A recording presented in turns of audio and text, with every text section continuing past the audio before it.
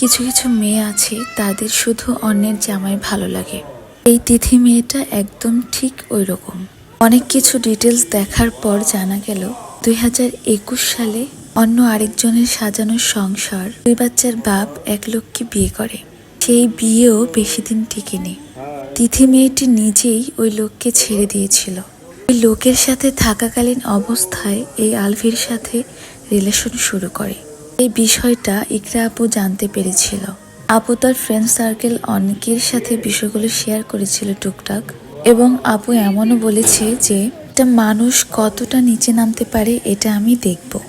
ঠিক এই টাইপের মেয়েদের কাছে বিয়ে মানে হচ্ছে জামা চেঞ্জ করার মতো একটা বিষয়।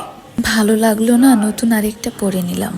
আমি বুঝি না এসব মেয়েরা কিভাবে পারে এত সুন্দর সাজানো গোছানো সংসার দেখেও এই সংসারের মধ্যে ঢুকতে পারে। তাদের মনে কি কোনো মায়া দয়া ভালোবাসা কিছুই নেই? এই মেয়েগুলো সবকিছু জেনে শুনেও একটি সুন্দর সাজানো গোছানো সংসার নষ্ট করে দেয়। এসব মেয়েরা কখনোই ভালো থাকতে পারে না। সে যেই পর্যায়ে যাক না কেন তারা কখনোই হ্যাপি থাকতে পারে না। কারণ কথায় আছে, কারো জন্য কেউ যদি গর্ত খোদাই করে তখন সেই গর্তের মধ্যে নিজেকেই পড়তে হয়।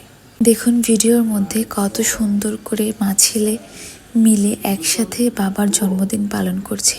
সত্যি কথা বলতে ছেলেরা যখন কোনো কিছু পেয়ে যায়, খুব সহজে সাজানো গোছানো সংসার পেয়ে যায়, একজন ভালো মেয়ে যখন তার লাইফে আসে ওই মেয়েটা তার জন্য অনেক বেশি স্যাক্রিফাইস করে, আগলে রাখতে চায়, তখনই কেন জানি ওই ছেলেগুলো অন্য নারীর প্রতি আসক্ত হয়ে যায়। ট্রাস্ট মি, যেসব পুরুষ মানুষ ওয়াইফ এবং বেবিদেরকে রেখে অন্য কোনো দিকে এদিক ওদিক করা ট্রাই করে তারা কখনোই ভালো থাকতে পারে না। কথায় আছে আল্লাহ ছাড় দেয় কিন্তু ছেড়ে দেয় না। দেখুন কত সুন্দর সুখী ফ্যামিলি ছিল তারা।